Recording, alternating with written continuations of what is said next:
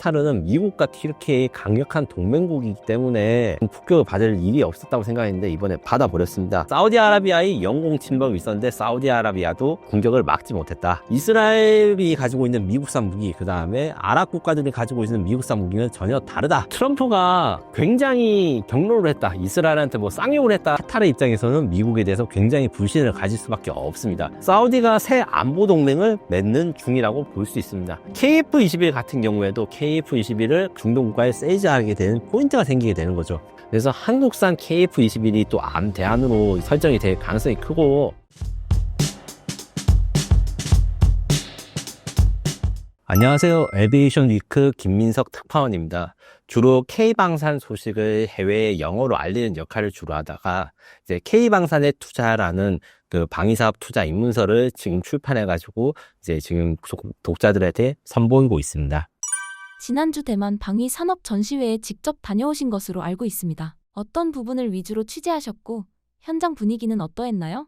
네, 우선 제가 대만의 방위사업 전시회 TADT 2025에 참석했던 거는 가장 큰 이유는 대만 현지 언론사, 그 다음에 기자분들이 추천해 주셨어요. 왜 추천했냐?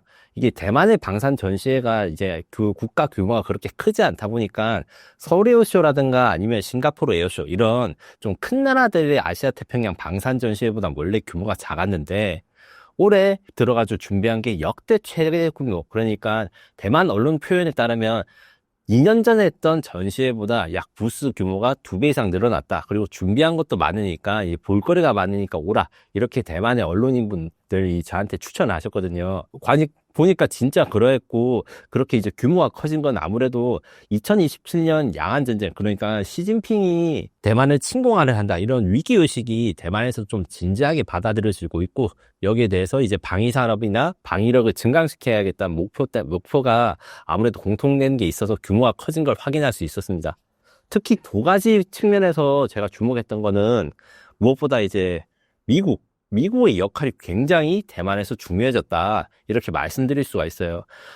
아시는 분은 아시겠지만 미국과 대만은 정식으로 외교 관계는 이미 끊겼습니다. 미국도 하나의 중국을 사실 인정하기 때문에 대만에 대사관은 없어요. 대만 대표부라고 해야 되나, 이런 약간 격화된 이제 외교 관계를 가지고 있는데, 그거에 비해서는 이 방산 전시회에 미국의 국방부 관료들, 그리고 미국의 방위사업체 관련자들이, 그러니까 미국 방산 전시회나 미국에서 익숙했던 분들, 제가 이제 성함은 솔직히 말씀드릴 수 없는데 굉장히 많이 대만에서 오셔가지고 대만에서 이 행사장에 보여서서 이게 미국이 대만의 그 방어에 대해서 정말 신경 쓰고 있고 준비를 하고 있구나, 중국과 대만이 그 양안전쟁이 현실화되는 것을 피부로 느끼고 있기 때문에 이렇게 대규모의 미국 대표단 그리고 왔구나, 이렇게 느낄 수 있었고, 미국 기업들도 로키드 마틴, 뭐 에어로바이러먼트, 안두리, 뭐 이런 한 번씩은 들어보셨을 회사들이 크게 부스를 냈는데, 그 중에서도 이제 로키드 마틴 같은 경우에는 지금 시가총액으로 아직도 전 세계 최대의 방위사업체예요. 요거 같은 경우에는 F-16 블록 70 전투기 혹은 이지스 전투체계, 이런 아주 고가의 무기들에 대해서 대만에 대한 판매를 세이즈하고 있다. 그리고 거기에 대한 활동을 열심히 하고 있다고 밝혔고, 이 외에도 이제 로키드 마틴이 생산하고 있는 하이마스 로켓포, 이거 같은 경우에는 우크라이나 전쟁에서 주로 쓰였던 이제 우크라이나 군이 이제 러시아군의 포병대나 아니면 러시아를 원거리에서 타격한 거로 유명한 이런 것들도 지금 이미 대만에 수출돼서 거기에 대한 홍보 활동을 하고 있는 걸 확인했고, 에어로바이러먼트 같은 경우에는 이게 스위치 블레이드라는 자폭 드론, 이게 굉장히 유명합니다. 왜냐하면 특수부대가 몰래 그 적재 침투해서 들고 간 다음에 이제 암살을 하거나 아니면 적 전차나 이제 차량을 파괴할 수 있는 이런 것들이 좀 유명한데, 대만은 이거를 이미 수백 기 구매를 했고, 이 업체가 한국에도 지금 협력을 좀 추진하고 있어요.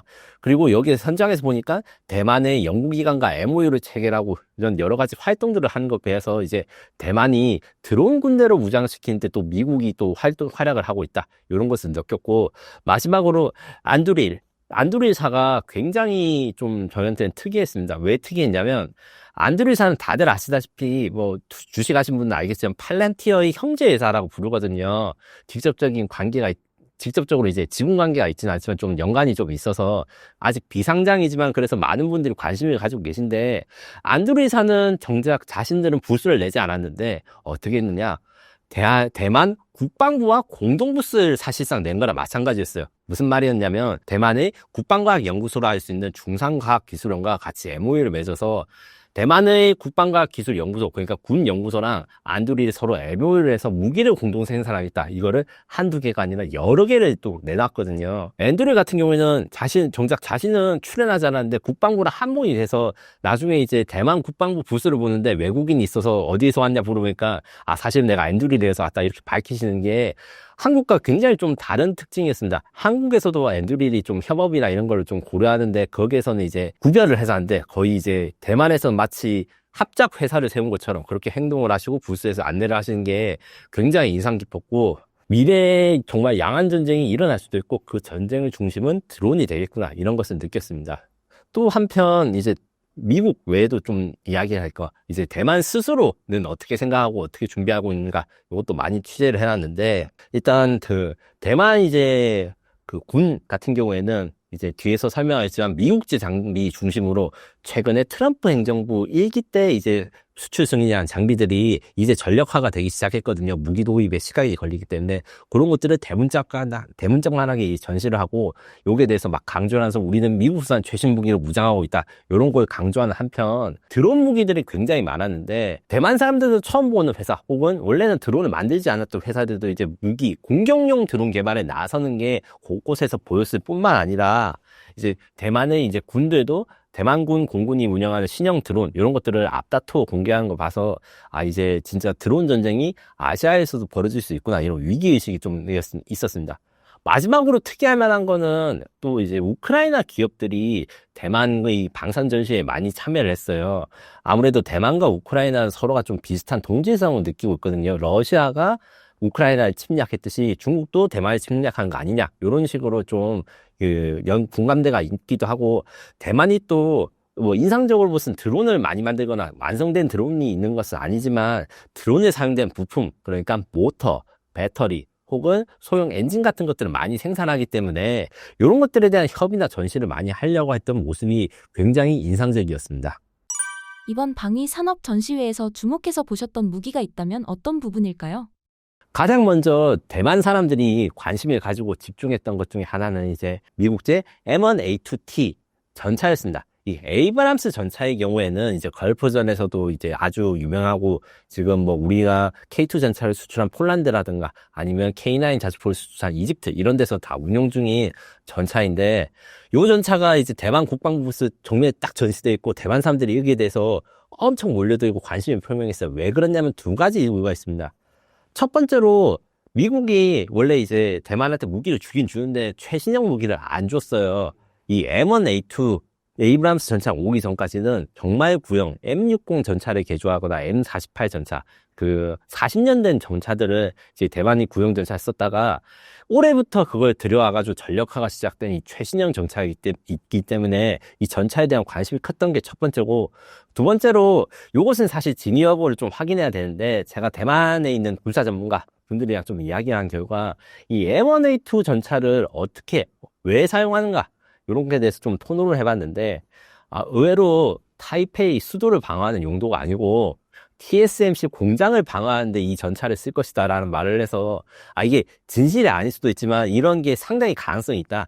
왜냐하면 타이페이는 그러니까 타이페이가 수도긴 하지만 대만이 정말 중요하고 대만이 레버리지를 갖는 거는 TSMC를 비롯한 이 반도체 산업 이 산업을 자신들이 지켜야지만 자기들의 나라가 독립을 유지할 수 있다. 이렇게 믿고 있는 것이 보여서 굉장히 인상적이었습니다. 또 이야기할 거는 하이마스 로켓. 하이마스 같은 건 앞서 말했듯이 우크라이나 전쟁에서 미국이 우크라이나 군에 지원을 해준 다음에 러시아의 포병 부대를 잡는데 아주 혁혁한 공을 세웠거든요. 요 같은 경우에도 포병 부대로서 이제 해안선 방어, 그러니까 그 중국의 그 상륙함들이나 가까이서 온 배 혹은 상륙된 부대를 공격하기에 적절한 화력을 가지고 있어서 여기에 대해서 또 관심이 많았어요. 그리고 실전에서 증명된 무기이기 때문에 대만에서 굉장히 이걸 가지고 있는데 자랑스러워 하더라고요. 그리고 이제 또 하나 이제 인상적이었던 거, 그 다음에 제가 취재를 해봤을 때 대만 총통, 구총통들이 전시에 와가지고 봤을 때 꼭 지나치지 않았던 이제 외국산 무기 중에 하나가 안드로이드를 만든 바라쿠다 500이라는 미사일이었습니다. 요거는 원래 안드로이드 사장이 어떻게 생각했냐. 중국과 대결하는데 중국이 미사일이 너무 많다. 이 미사일을 수적 우위를 미국이 이기려면 어떻게 해야 되는가 해서 생산이 편한 미사일로 컨셉을 만드는 게 있어요. 요거를 또 홍보 영상 보면 애니메이션으로 만들어서 좀 장난같이 느껴지는데 이게 실제로 리얼한 미사일이고 요거를 대만이 안드로이드사와 공동으로 생산하겠다고 선언하고 MOU를 맺었고 대만에서 현지 개발에 협력하겠다 이런 발표가 됐기 때문에 사람들이 관심을 많이 가졌거든요. 요거는 드론과 미사일의 중간적인 성격을 가지고 있어서 드론처럼 인공지능을 탑재하거나 비행을 하거나 스스로 궤도를 갈 수도 있고 미사일처럼 자폭 공격을 할 수 있기 때문에 이 두 가지 장점을 가진 것을 대량 생산해서 대만이 가진다면 요거 하나만으로 뭐 중국을 이기나 이럴 수 없겠지만 대만 방어에 굉장히 도움이 될 것이다. 이렇게 현지 전문가들이 많이 이야기를 했습니다. 또 마지막으로 이야기할 거는 창궁 미사일 혹은 장궁포라고 하는데 이것은 뭐냐면 대만판 MD예요. 우리나라의 경우에는 원래 패트리어트 미사일 같이 미국산 미사일을 사용해가지고 북한의 탄도미사일을 방어하고 사드도 이제 미국군이 운용했다가 다들 아시겠지만 우리 K방산의 연구 결과로 천궁2 미사일 그 다음에 LSM이란 미사일로 한국형 미사일 방어체제를 구축했거든요. 요거랑 똑같이 대만이 신형 미사일을 만들어서 이제 대만은 패트리어트는 가지고 있지만 사드 미사일은 이게 배치되지 않는데 요거를 국산 미사일 개발로 대체를 하려는 게 있어서 사람들이 관심이 많이 가졌거든요. 특히 이 미사일 같은 경우에는 대만은 지금까지는 중국의 탄도미사일 방어에 대해서 한 단계 원레이어 방어막이라 해가지고 격추기회가 한 번밖에 없었는데 기존에 천궁3라고 하는 여기 이제 띠엔궁3 뭐 이렇게 하는데 사실 한자가 우리나라 천궁 미사일이랑 똑같아요. 그 미사일로 이제 하나만 방어할 수 있었는데 이제 이중 방어가 가능하도록 신형 미사일을 강조해서 사람들이 관심을 가졌고 또 대만이 뭐 방산 수출이나 이런 건 어렵겠지만 나름대로 자신들의 방산 기술을 개발해가지고 중국과의 전쟁에 대비하고 있다 이런 상징과도 같은 위기책이어서 굉장히 인상적이었습니다. 대만은 양안 전쟁이 일어날 것으로 예상하고 있나요? 결론적으로 말해서 이게 상당히 준비를 열심히 하고 있고 걱정도 많이 하고 있습니다.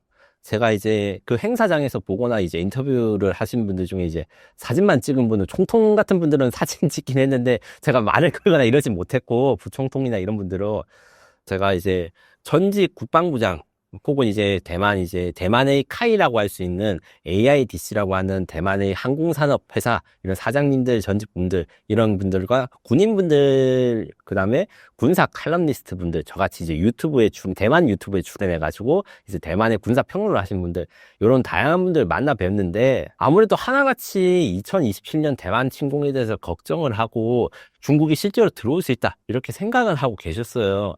이게 두 가지 이유가 있는데 실제로 이제 중국의 정승절 열병식을 보고 그때 나왔던 무기들이 기본적으로 대만 중심 공격 그러니까 대만을 공략하기 위한 신무기들을 굉장히 많이 내놨었고 두 번째로 만약에 시진핑이 실제로 무력 침공을 할 의도가 없다고 해도 무력 침공의 아래 단계 그러니까 대만이 섬나라이기 때문에 바닷길과 하늘길을 막혀버리면 고립되고 대만이 식량 자급이 되지 않아요. 그래서 대만의 에너지나 식량을 끊어버리면서 포위하는 그 다음에 대만 사람들이 굶주려 인도하는 이런 전략을 쓸 수 있기 때문에 이것을 어떻게 억제할 것인가 억제할 수 있는 방법은 대만이 스스로 중국이 만약에 포위망을 가져오면 그 포위를 뚫을 수 있는 군사력이라든가 아니면 미국의 도움이 필요하겠지만 미국의 증원이 오기 전에 대만이 이제 지면 안 되는 그러니까 미국이 올 때까지 버틸 수 있는 능력 이런 것들에 대해서 굉장히 많이 이야기를 하셨습니다. 그래서 양안전쟁에 대한 좀 걱정과 긍정파 이런 분들 많이 봤는데 한편으로 또 양안전쟁이 일어나기 쉽지 않다 이런 분들도 있었어요. 이거는 사실은 대만이 국공내정이 끝난 다음에 장기석 총통이 대만선을 선택했을 때부터 있었던 건데 대만이 천혜의 요새입니다. 섬 자체가 우리나라 제주도 이렇게 생각하시면 안 됩니다. 무슨 말이냐 해안에 바닷가 백사장이 거의 없습니다. 어떤 섬 생각하시면 되냐면 국내로 치면 울릉도를 엄청나게 키운 거에 가까워요.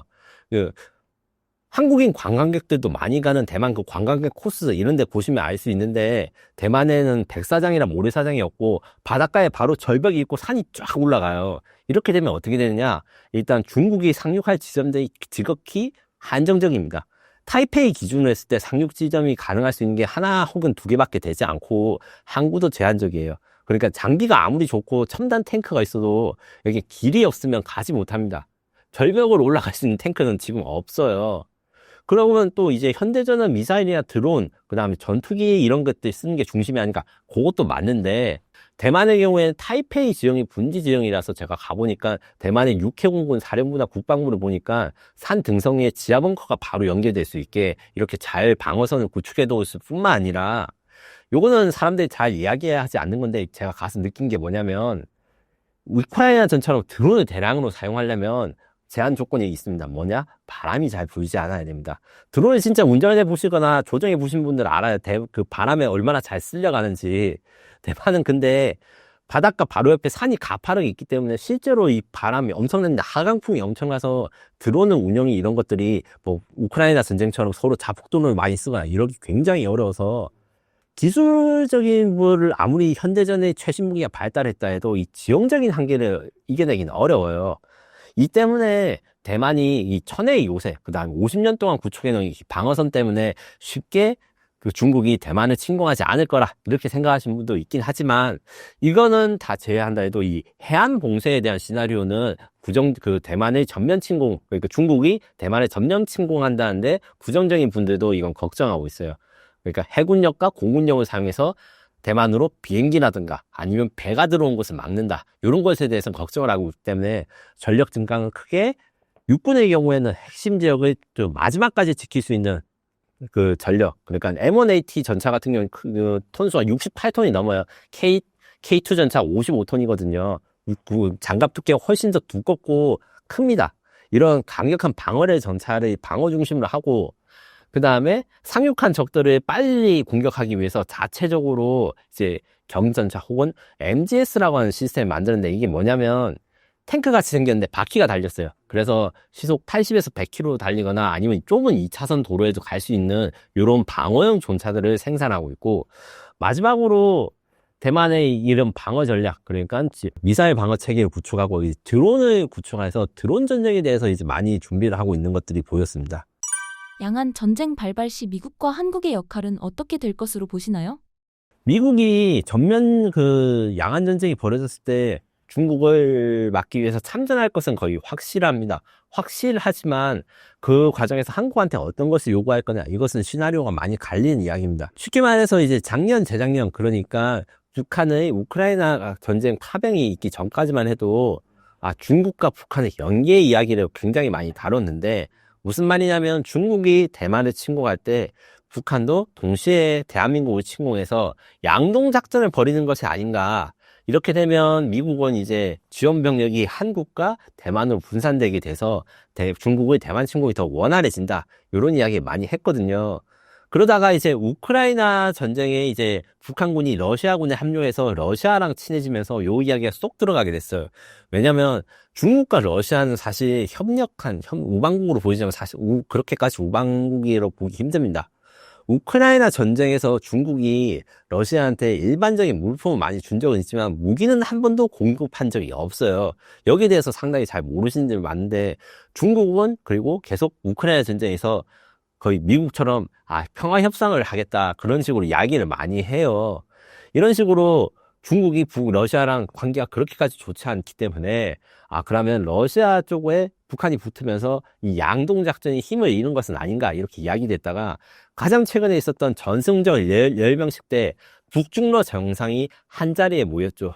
이것은 무엇인가? 우리나라한테는 굉장히 위험한 시나리오, 즉 미국과 러시아의 관계가 회복되지 않는다면 최악의 경우에는 북중러가 연합해서 한국과 일본, 대만을 동시에 공격하는 시나리오도 좀 걱정이 된다 이렇게 말씀드릴 수 있어요. 실제로 한 10여 년 전에 미국에서 굉장히 히트친 전쟁 소설이 있습니다.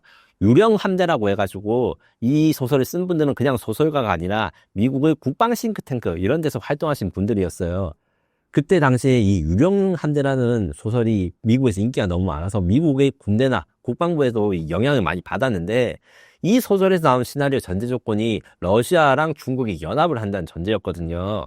이런 것들 때문에 아무래도 미국은 러시아와 중국과의 관계를 끊고 러시아를 자기 편으로 끌어들이려고 굉장히 노력하는데, 요거가 어떻게 성공하에 따라서 우리나라가 양안 전쟁이 어떻게 연루되는지도 결정됩니다.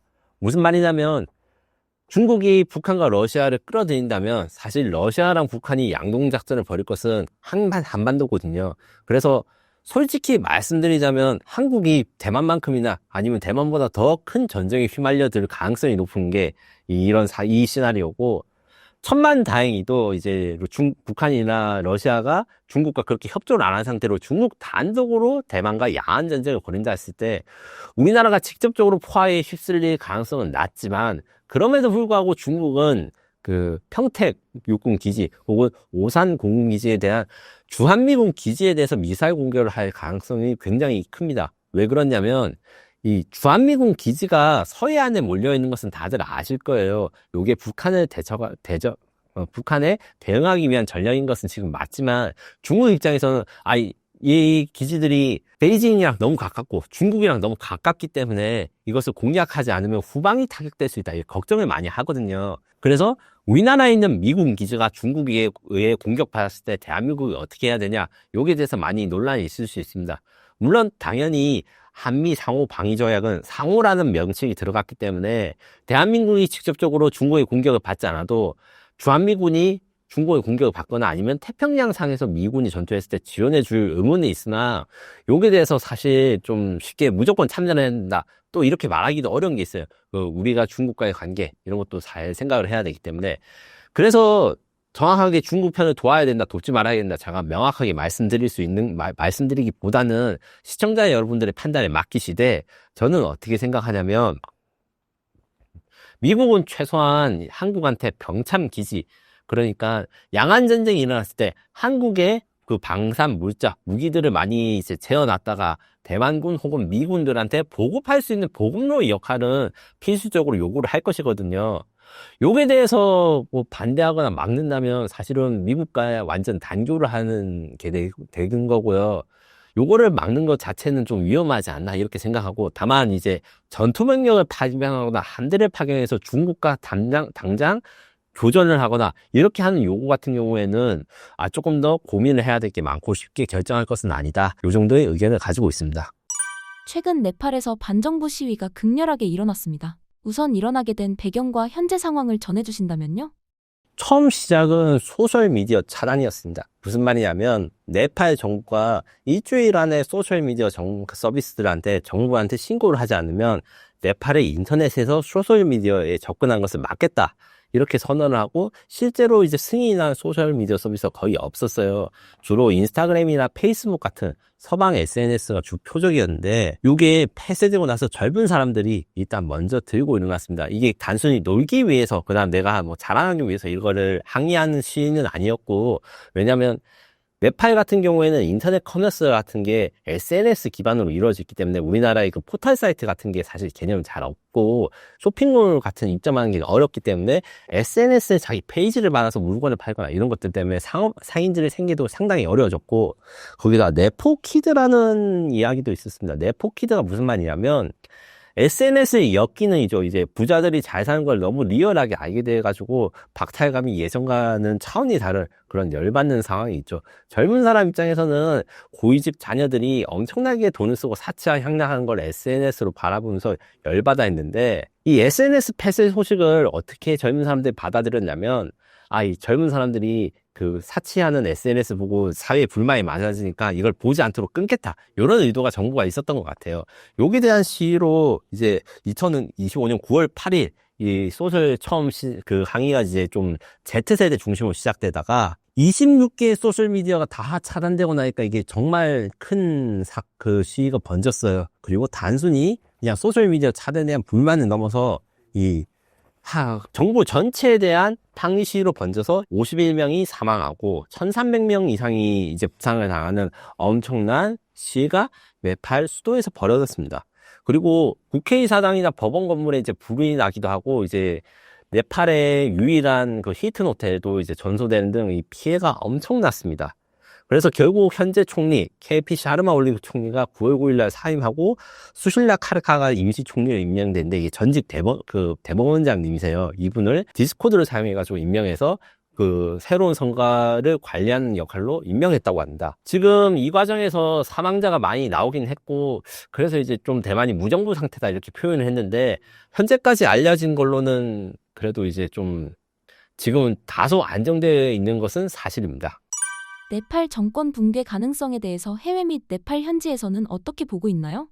지금 현재 정부가 이제 붕괴된 것은 맞으나 그 네팔의 군부 자체는 아직 건재합니다. 이 때문에 이제 CS 크라이시스 그룹이라든가 BBC 방송 내용을 참고하면 국가 기능이 붕괴했다 혹은 내전의 인충이다 이렇게 표현을 하는데, 현지 언론이나 내용을 보면 그 정도까지는 아니다. 그러니까 네팔의 카트만두라든가 대도시 시내에 군대가 진주하고 있고, 지금 현재 군대랑 시위대가 싸우고 있는 것은 아니라고 해요. 그 처음에 있을 때는 이제 경찰력이나 이런 것들이 충돌이 많고 했는데, 그렇기 때문에 정부가 지금 무정부 상태인 것 자체는 맞지만 그렇다 해가지고 완전한 혼란은 아니다. 그리고 다만 이제 걱정하는 게 있습니다. 지금 현재 아까 제가 임시정부 수반을 디스코드로 뽑았다 이렇게 설명을 드렸는데, 이게 젊은 사람들의 시위가 중심이 되고 SNS를 통한 이제 이렇게 불만이 혁명을 시작이었기 때문에 젊은 사람들이 중심이지만, 반대로 이야기를 하면 이 대표성에 대한 문제가 있어요.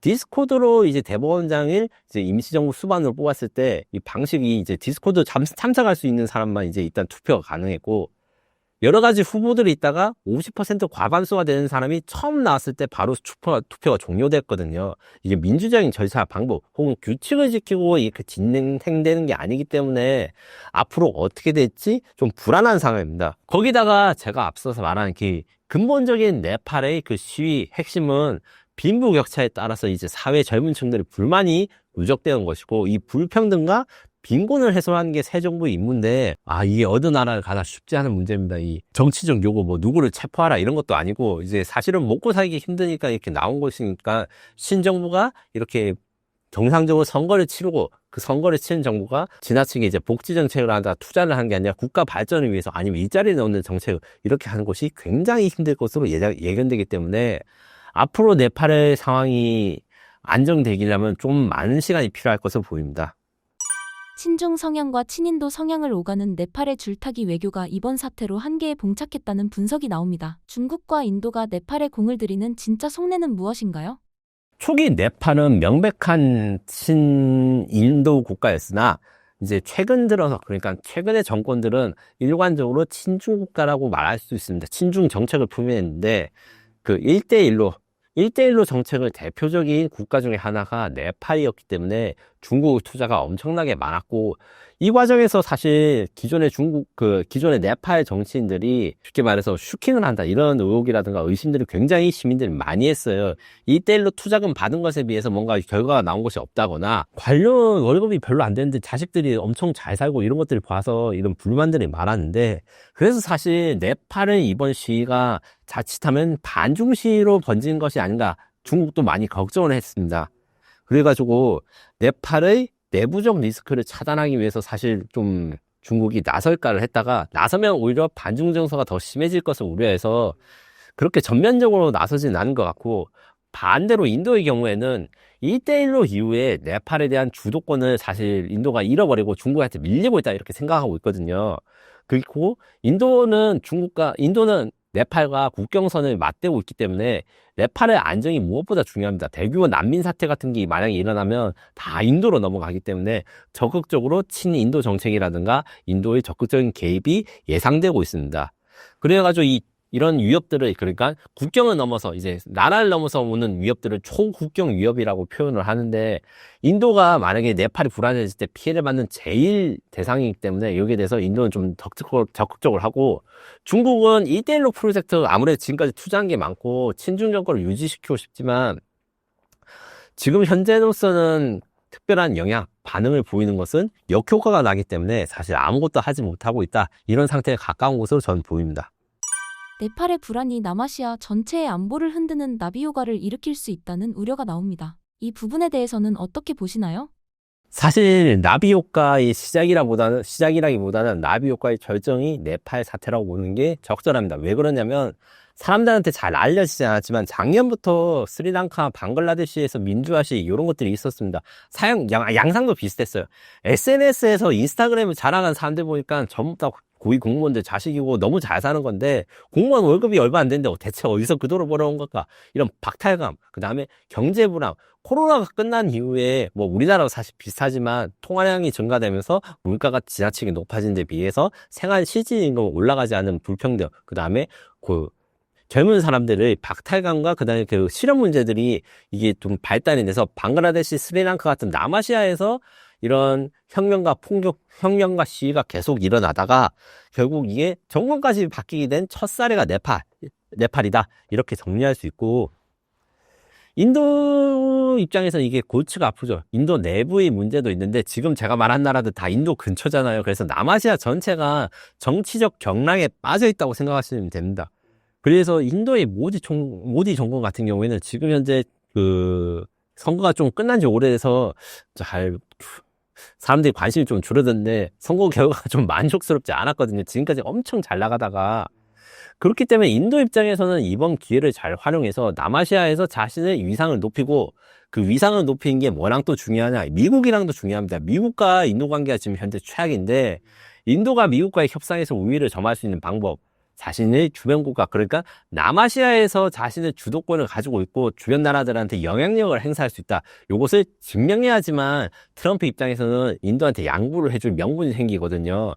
요거를 어떻게 인도가 증명할지가 지금 관전 포인트로 알 수 있습니다. 다만 이제 중국 같은 경우에는 이 스리랑카, 뭐 방글라데시 요 나라에도 이제 1대1로 이런 것들이 들어가서 반중 감정이 상당히 생겼는데 요거를 어떻게 컨트롤할 건지 뾰족한 답은 없어요. 하지만 지금은 로우키, 그러니까 조용히 가고 있습니다. 중국이 또 이 나라들에 대해서 또 내정 간섭을 하면 역효과가 날 것 같아서 반중 심리에 대해서 걱정을 하는 게 명백하게 보이고, 그래서 결론적으로 봤을 때 이 남아시아 전체의 안보 불안정성이 이미 상당 부분 위험한 상태까지 올라와 있다. 그리고 인도가 여기에서 어떻게 영향력을 발휘할 것인가가 앞으로 10년, 20년 뒤의 남아시아 정세 혹은 아시아 전체의 정세를 결정할 수도 있는 이슈라고 생각합니다. 이스라엘의 카타르 공습은 단순한 사건을 넘어 중동 안보 지형에 거대한 파장을 일으키고 있습니다. 우선 어떤 일이 있었나요? 2025년 9월 9일 이스라엘이 도하를 공습했습니다. 도하는 아마 기억하신 분들이 많겠지만 도하 월드컵도 올리고 카타르 항공 해외 여행 가신 분들은 한 번쯤 보시거나 타신 적도 있을 거예요. 그래서 이란과 전혀 다른 나라인데 이 이스라엘이 이 카타르를 공격했다는 게 좀 엄청난 의미를 가집니다. 왜냐면 이제 이스라엘은 카타르가 적국이긴 하죠. 왜 적국이냐? 카타르는 이란과 상당히 친합니다. 그리고 헤즈볼라라든가 하마스 같은 이제 팔레스타인 쪽 정치인들이 카타르에 많이 이제 피신해 있었어요. 하지만 그럼에도 불구하고 카타르는 미국과 튀르키예의 강력한 동맹국이기 때문에 이런 폭격을 받을 일이 없었다고 생각했는데 이번에 받아버렸습니다. 이번에 이스라엘이 카타르를 폭격했을 때 총 12대의 전투기가 F-15 8대, F-35 4대를 동원해서 10발의 공대지 탄도미사일을 발사해서 카타르 시내에 있는 하마스 정치국 건물을 공격한 것으로 알려져 있습니다.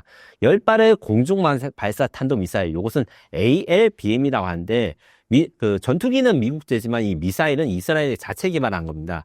ALBM은 에어 런치드 발레스틱 미사일 약자로 원래 탄도 미사일은 탄도를 그리면서, 그러니까 포물선 궤적을 그리면서 공격을 하는데 이거를 땅이 아니라 하늘에 있는 비행기에서 발사하면서 발사 원점을 일단 숨기고 속도를 더 빠르게 해서 생존성을 높이게 하는 이런 미사일로, 가장 최근에는 러시아 우크라이나 전쟁에서 러시아가 킨자리라는 이름으로 우크라이나 공습할 때 굉장히 많이 사용했어요. 요걸 사용해서 공습을 했다. 그리고 이 거리가 1500km 정도 이스라엘에서 떨어진 카타르를 공격할 때 니은자 모양으로 이렇게 우회해서 공격하는데 이 과정에서 사우디아라비아의 영공 침범이 있었는데 사우디아라비아도 이 공격을 막지 못했다. 이렇게 정리할 수 있습니다. 하지만 이 공습 결과는 좀 이스라엘 말로는 불만족스럽다, 실패했다 이렇게 이야기를 하고 있어요. 왜 그런가 보니까 공습은 도하의 느카타이피아 지역, 그러니까 이분이 이제 아무래도 이제 정부 청사, 우리로 치면 광화문에 가까운 그런 쪽을 공격했는데 여기에 하마스 정치국이 본부로 사용했던 건물이 타격당했고, 공격 시점에 하마스의 수석 협상가, 이스라엘과 평화 협상을 하는 수석 협상가들이 할레드 마샬, 그다음에 자헤르 자바린 같이 이 평화협상에 대해서 어떻게 할 것인가 이렇게 회의를 하는 도중에 공격을 당해서 이 사람들이 다 죽었을 것으로 예상이 되었으나 이게 운인지 어떤 이유인지 알 수 없는 이유로 이런 주요 협상 그 타겟 목표 그러니까 암살 목표들은 살아남았고 5명이 사망했다고 하마스 측에서 발표했는데 모두 이런 이제 협상가들의 그 아들, 자식들이나 혹은 경호원, 사무실 관리자 이런 사람들이 사망을 했다고 알려져 있습니다. 카타르는 이스라엘의 미사일을 막지 못했습니다. 수십 년간 중동의 안보를 지탱해온 미국산 무기가 무력화된 배경에는 무엇이 있다고 보시나요?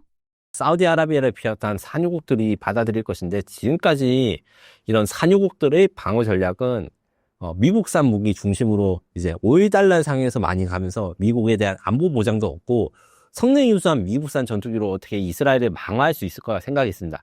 하지만 이번 전쟁에서 드러난 것은 이스라엘이 가지고 있는 미국산 무기, 그 다음에 아랍 국가들이 가지고 있는 미국산 무기는 전혀 다르다. 이런 게 좀 증명된 것으로 보일 수 있는데 일단 기본적으로 이스라엘은 미국으로부터 공짜로 많은 무기들을 군사 원조 받고 있지만 국방 기술력이 뛰어나기 때문에 이스라엘과 미국이 공동 개발한 무기라든가 장비들이 굉장히 많아요. 거기다가 이스라엘이 미국에 가지고 있는 특수한 지위, 아무래도 이제 로비도 잘 되고 이러고 하니까 이렇기 때문에 이스라엘이 아무리 미국산 전투기 사용해도 미국산 전투기가 아니라 사실은 이스라엘이 독자적으로 커스텀한 전투기가 되고 반대로 이스라엘은 미국이 아랍 국가들한테 수출한 미국산 무기에 대한 정보들을 거의 파악하고 있을 것으로 추정됩니다. 무슨 말이냐면 그 기체라든가 미사일, 뭐 비행기들의 약점이라든가 이런 전자파 이런 것들에 대한 정보를 가지고 있었기 때문에 그 아랍 국가가 가지고 있는 미국산 무기들을 다 피할 수 있었다고 보여지고 가령 이제 이스라엘과 카타르 둘 다 공군의 F-15 전투기를 운영합니다. 한국은 F-15 전투기를 F-15K 코리아라고 하고 이스라엘이니까 F-15I, 카타르는 F-15QA라고 하거든요. F-15QA와 F-15I는 사실 일반인 입장에서 보면 똑같이 생겼습니다. 이게 그냥 페인트 색깔만 다른데 사실은 그 내부 장비들이 굉장히 다른, 그러니까 알맹이만 비슷한 전투기였다는 것이 이번에 밝혀진 것이죠. 거기다가 이스라엘 자랑하는 정보전, 그 다음에 사이버전이 또 위력을 발휘했을 것이다. 이렇게 추정이 가능합니다. 이스라엘이 이란을 공습했을 때도 그냥 뭐 비행기만 달랑 가서 공습한 게 아니라 모사드 내부의 협력자들을 사용해가지고 이란 공군의 방어 시설을 무력화시키거나 사이버전 공격을 했는데 이번에도 비슷한 것을 시도했을 가능성이 크다. 왜냐?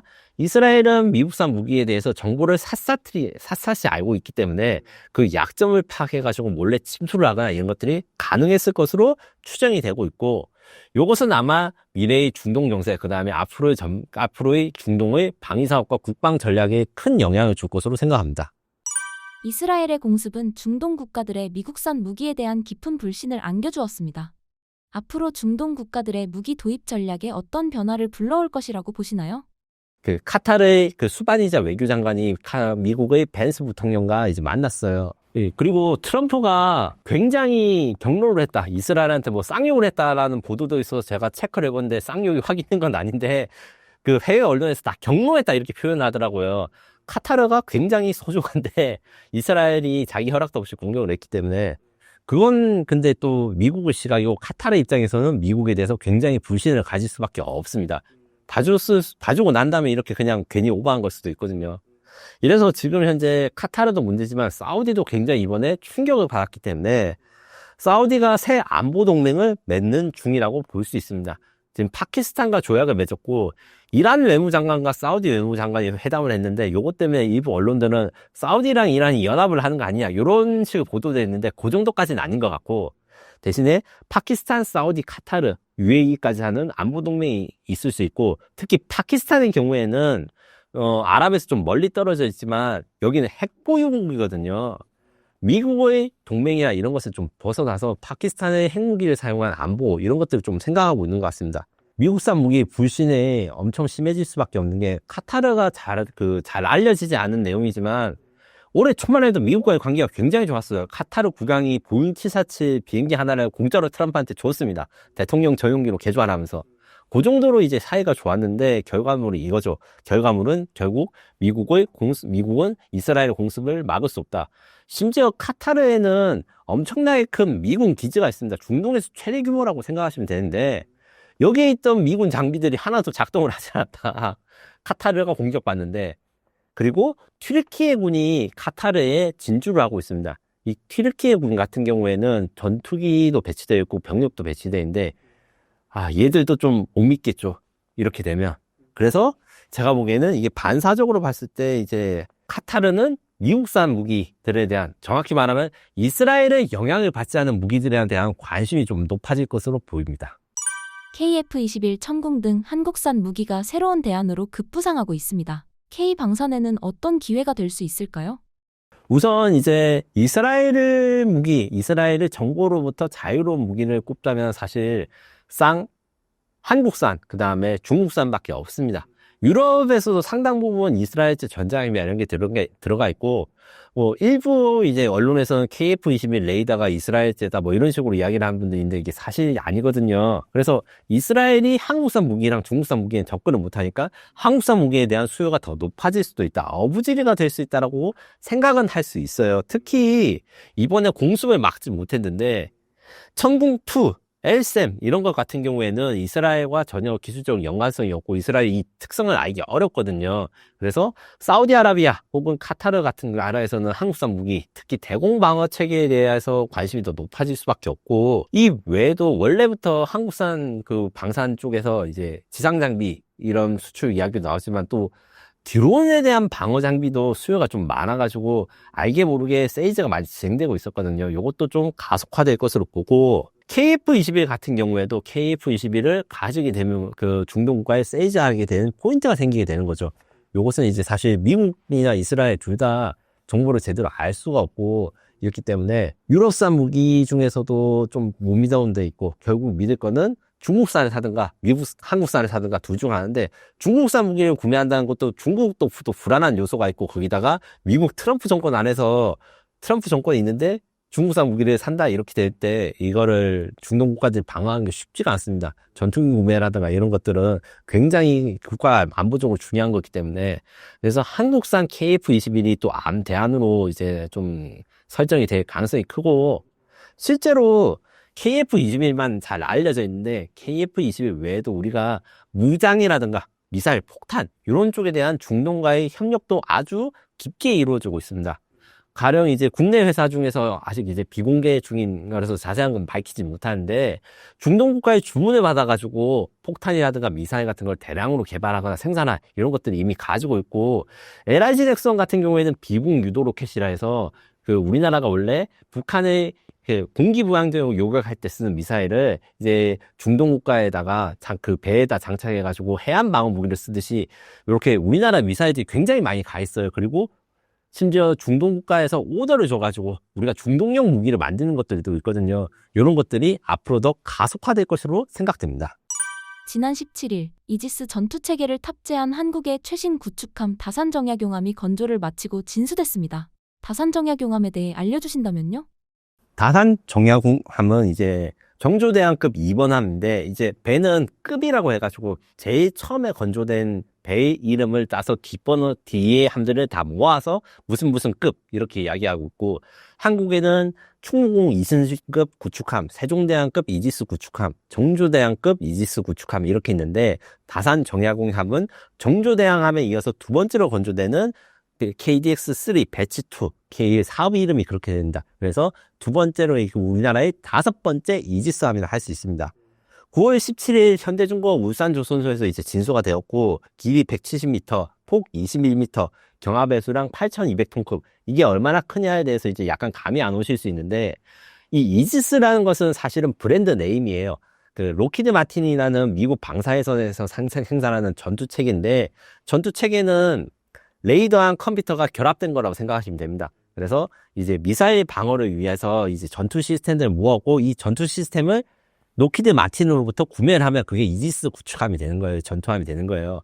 그래서 미국에는 알레이버크라는 이지스 구축함이 있는데, 이 정조대왕함에 비해서 크기가 작습니다. 거의 길이는 한 12m 정도 짧고 이런데, 한국의 정조대왕함, 그 다음에 다산정약용함은 지금 현재 규모에서 세계 최대 규모의 이지스함이라고 볼 수 있어요. 물론 요거보다 더 큰 배가 지금 일본에서 건조 중이긴 합니다.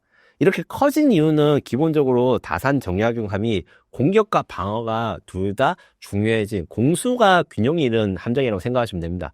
무슨 말이냐면 수직 발사 체계라고 해서 핵심 현대 전투함은 미사일을 얼마나 많이 장착하는지에 따라 사실 그 능력과 역량이 좀 갈려요. 그리고 미사일을 원래는 발사대 막 움직이는 터렛, 그 스타크래프트에 보는 것처럼 회전식으로 하고 이러면 공간이 활용이 안 돼서 수직으로 빽빽하게 세워가지고 배에 하나 집어넣으면 이게 미사일을 많이 탑재할 수 있거든요. 이 미사일 탑재량이 전 세계 이지스함 중에서 제일 많습니다. 128기에서 96기 이용되는데, 그리고 미사일을 제일 큰 미사일도 운영할 수 있어요. 그래서 방어용 미사일은 사실 한국, 일본, 미국 이지스함 다 똑같이 그 레이시온 RTX사의 스탠다드 SM2라는 미사일을 사용합니다. 요걸로 적 항공기와 미사일을 격추하고, 공격용이 다릅니다. 공격용 미사일 같은 경우에는 방어용은 우리가 이지스 구축함에 수입해서 쓰지만, 공격용 같은 경우에는 해성2 혹은 현무 4-2로 불리는 장거리 크루즈 미사일 혹은 함대지 탄도 미사일을 탑재해가지고 공격력이 매우 셉니다.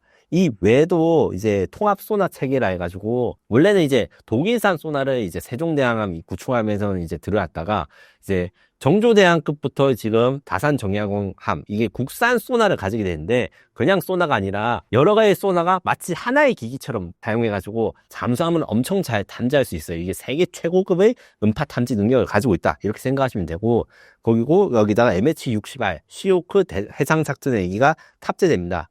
그리고 스텔스 설계가 많이 도입돼가지고 기존 세종대왕함도 같은 이지스지만 레이더에 지금 그 다산 정약용함이 레이더에 좀 더 잘 걸리지 않고 이 탄도미사일 방어 능력이 부여될 겁니다. 세종대왕함은 탄도미사일 경보, 그러니까 어디로 떨어진다, 여기까지는 할 수 있는데 요격 미사일 직접 쏠 수는 없어요. 이제 다산 정약용함과 정조대왕함만이 이 요격 미사일 쏘는 능력까지 합쳐서 완전한 미사일 방어 구축함이 되었다, 이렇게 정리할 수 있습니다.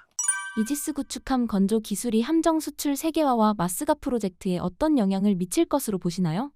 이지스 구축함이 현재 그 미국 해군이 제일 많이 가지고 있는데 거의 70여 척이 넘는다고 보면 됩니다. 그리고 이 건조 능력이 한국에 비해서 떨어져요. 무슨 말이냐면 예전에 그 이지스 전투 체계를 담당하는 록히드 마틴이 배는 직접 만들지 않으니까 이거를 수출을 하려면 어떻게 해야 될까 하다가 한국과 원래 협의를 했다가 중단됐어요. 무슨 말이냐면 중동 수출하는 이지스함에 미국이 건조를 하는 게 아니라 한국에서 건조하는 방법을 생각했거든요. 왜냐? 세종대왕함을 건조하는 거 보니까 한국의 조선업이 너무 발달했고 미국에 비해서 차원이 다르다, 이렇게 표현을 했거든요. 단순히 왜 차원이 다르냐?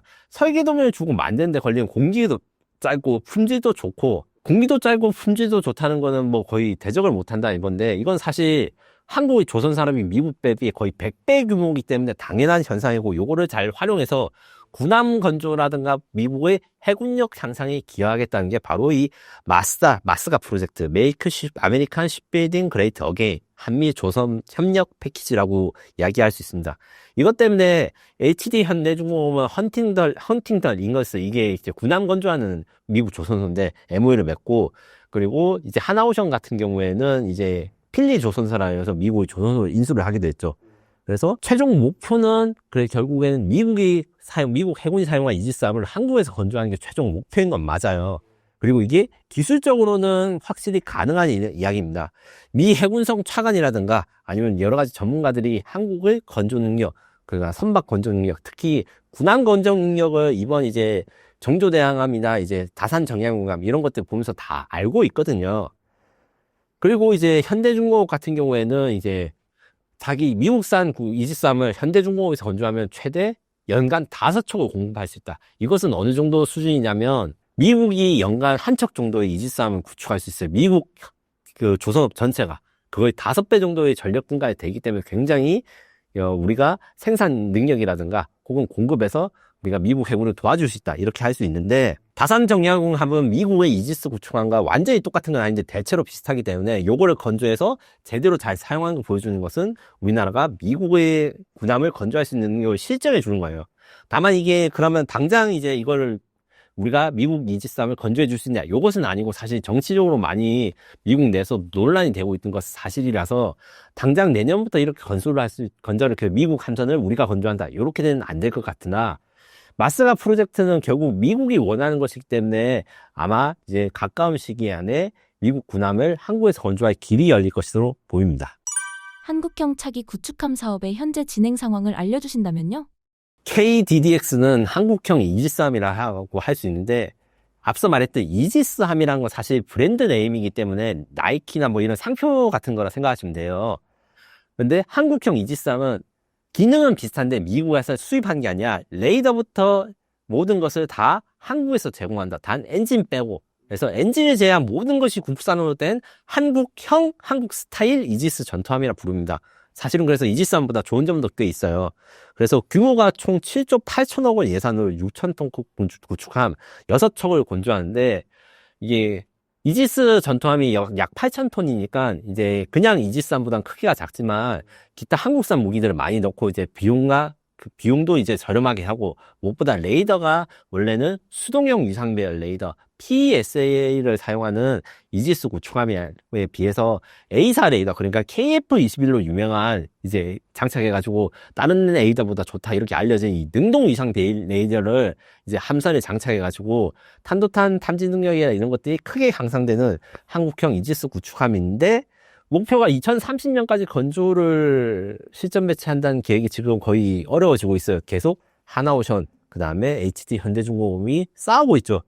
HD 현대중공업은 수의 계약을 주장하고 하나오션은 경제 김차를 요구하는데, 2023년 12월 기본 설계를 완료한 이후에 1년 9개월 이상 표류하고 있습니다. 왜 이렇게 표류됐는지 간단하게 설명해 드리자면, 배는 군함을 설계할 때 3단계를 거치는데 개념 설계, 기본 설계, 상세 설계 이렇게 3단계를 거칩니다. 개념 설계, 이것은 하나오션이 땄어요. 하지만 기본 설계를 HD 현대중공업이 따서 본 설계를 하나오션이 따야 되나 현대중공업이 따야 되나, 이게 굉장히 논란이 됐기 때문입니다. HD 현대중공업을 지지하는 측은 기본 설계는 개념 설계는 일종의 스케치, 그러니까 대략적인 사양을 결정한 것이고, 기본 설계는 그 사양을 맞춰서 이제 어느 정도 도면을 그린 것이고, 그 다음에 상세 설계는 모든 도면을 다 채우는 것이기 때문에 이 단계상 현대중공업이 맞는 것이 사업 진행에 유리하다. 근데 그 하나오션 입장에서는 이 KDDX 사업을 뺏겨버리면 엄청나게 불리해집니다. 원래 배 해군 사업은 이제 상륙함, 그 다음에 수상전투함, 그 다음 잠수함 이렇게 크게 나눌 수 있는데, 상륙함 같은 경우에는 HJ중공업이 주로 담당하고, 그 다음에 전투함 같은 경우에는 HD 현대중공업, 잠수함은 하나오션이 담당했는데, 잠수함만으로는 이 해군력이나 군사 특수선 사업을 유지하기 어렵다, 이렇게 하나오션이 생각하고 있어서 어떻게든 KDDX를 따기 위해서 굉장히 노력하는 것이고, 여기다가 양사 모두 기밀 유출 논란이라든가 서로 투sol을 낸 게 너무 많아요. 너무 치열하게 싸우고 있어서, 원래 대한민국 방산업계들은 경쟁을 하고 있어도 그렇게까지 심하게 이야기를 하지 않습니다. 왜냐하면 한 다리 건너면 다 아는 사람들이고 이 업계가 좁거든요. 하지만 이 KDDX는 예입니다. 거의 일반 상용품 경쟁을 하듯이 치열하게 그 홍보 경쟁이라든가 이렇게 하고 있어서 거의 두 회사분들 거의 원수라고 보시면 됩니다. 이렇게 말하고 싶지 않은데 실제로 오프라인에서 봐도 너무 신경전이 치열해서 제가 한쪽 편을 편하게 쉽게 들어주기 어려울 정도로 좀 각 회사에 사원을 걸고 있어요. 그런데 지금 해결 방안을 지금 방위사업청이 모색하고 있어서 일명 상생 협력안 이런 것들이 나오고 있고, 정치권들 중심으로 둘이 협력해서 공동 건조를 하거나 이런 것들이 이야기 나오는데, 솔직하게 기자로서 말씀드리면 그래서 결국 어떻게 될 것인가, 이 녹화 시점에서도 명확하게 말씀드릴 수가 없고, 다만 9월 말이 지나면 확실하게 결정이 날 것으로 알려지고 있기 때문에 그게 지금 주목해야 된다. 그래서 저는 부끄럽지만 누가 이기거나 아니면 어느 쪽이 유리한 걸로 사업이 종결이 될지에 대해서 확실하게 말씀드리기 어려울 정도로 아주 치열하게 지금 서로의 논리가 싸우고 있습니다. 대한민국 해군의 첫 3,600톤급 중형 디젤 잠수함의 이름이 장영실함으로 결정됐습니다. 장영실함에 대해서 소개해 주신다면요? 장영실함은 장보고3 배치2 프로젝트의 일환입니다. 대한민국에서 군함 건조 프로젝트에 대해서 잠깐 설명을 드리자면, 이제 수상함, 그러니까 물에 뜨는 전투함 같은 경우에 광개토 1, 2, 3, 울산 1 이렇게 부르고 있고, 잠수함은 장보고 1, 2, 3 이렇게 부르고 있는데, 장보고 3의 두 번째 사양이라는 것입니다. 기본적으로 이제 장영실함 같은 경우에는 지난 9월 19일 이름이 결정되었고, 규모가 이제 3,600톤급 이렇게 이야기를 해요. 기존의 도산 안창호급, 이거는 장보고 3 배치원이었는데 이게 3,000톤급, 이 600톤이 늘어났습니다. 그럼 그 600톤 늘어난 것이 어디에 쓰이느냐? 미사일에 쓰입니다. 이 장보고 3 잠수함의 가장 큰 특징, VLS라고 하는 원래 수상함에 쓰이는 수직 발사대를 잠수함에다 넣어서 SLBM, 그러니까 잠수함에서 탄도미사일을 발사할 수 있는 기능이 가장 중요합니다. 이것이 배치 1은 6개, 배치 2는 10발로 늘어나서 공격력이 약 40% 늘어난다고 생각하시면 됩니다. 그리고 전투체계 같은 경우도 표적 처리 성능, 그러니까 수중에서 무슨 이상한 적 잠수함들이 몇 대 들어있을 때 동시에 처리할 수 있는 개수나 속도가 늘어났고, 유선형 소나, 원래 소나는 평면 원통으로 했는데 이것을 유선형으로 처리해서 안테나의 면적이 늘어났습니다. 그런 식으로 해서 더 잘 소리를 탐지할 수 있게 되었고, 잔망경 같은 것도 개량되었습니다. 여기다가 그 리튬 이온 배터리 탑재를 하는 최초의 한국 잠수함입니다. 원래 납 축전지에 비해서 리튬 이온 전지는 훨씬 더 에너지 절약 함량이 높아서 일본이 우리보다 먼저 실용을 했는데, 이 장영실함 같은 경우에는 일본 잠수함이 가지고 있는 리튬 이온 전지에다가 플러스 AIP, 그러니까 연료 전지라고 부르는 이 추진 기간이 하나 더 있어가지고 수중 잠수 기간이 3주 이상, 그래서 이제 거의 세계 최고 성능의 재래식 잠수함으로 생각하시면 됩니다.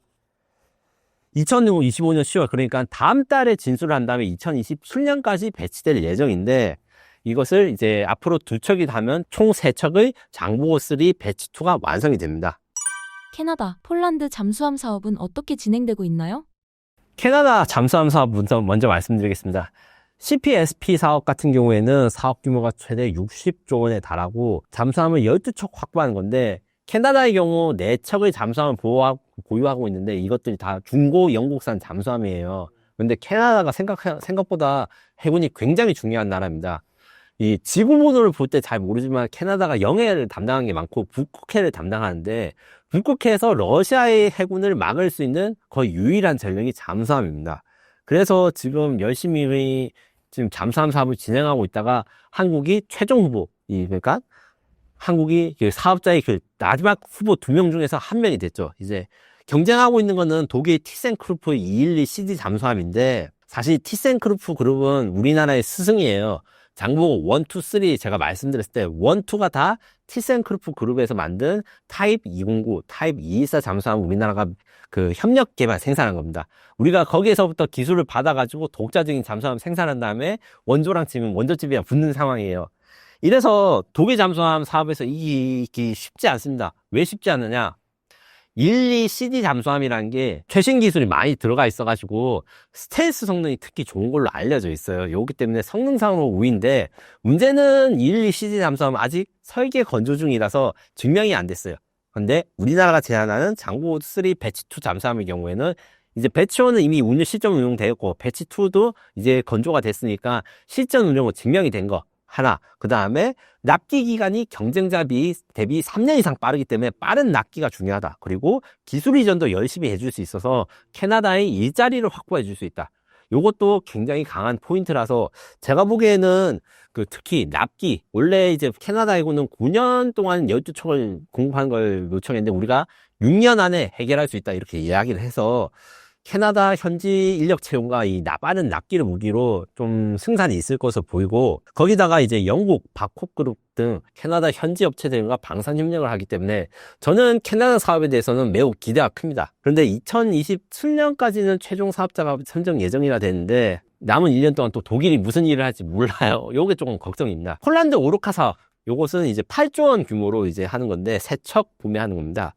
요것도 경쟁업체가 독일, 프랑스, 스웨덴, 이탈리아고 가장 큰 라이벌 프랑스와 독일입니다. 특히 독일 같은 경우에는 폴란드와 영해를 바로 끼고 있어요. 그래서 212CD 잠수함이 폴란드가 사용하고 앞으로 차기 잠수함 쓰는 오르카 프로젝트가 사용할 배의 영역과 똑같거든요. 그래서 현지화가 잘 됐다. 우리나라로 치면 우리나라가 잠수함을 사는데 외국에서 남해안에 최적화된 잠수함을 우리가 두겠다 이렇게 하는 것 때문에 폴란드 쪽은 사실 좀 우리가 어려운 건 사실입니다.